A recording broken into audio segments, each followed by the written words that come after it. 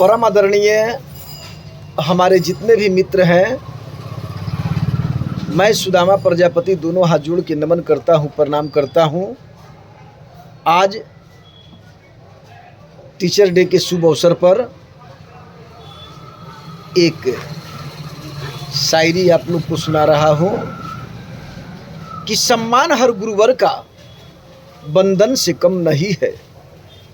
सम्मान हर गुरुवर का बंधन से कम नहीं है, और गुरु का गली बगीचा लंदन से कम नहीं है। सम्मान हर गुरुवर का बंधन से कम नहीं है, और गुरु का गली बगीचा लंदन से कम नहीं है। गुरु होते हैं हम शिष्य के भाग्यवान, गुरु होते हैं हम शिष्य के भाग्यवान, क्योंकि गुरु की चरण की माटी चंदन से कम नहीं है।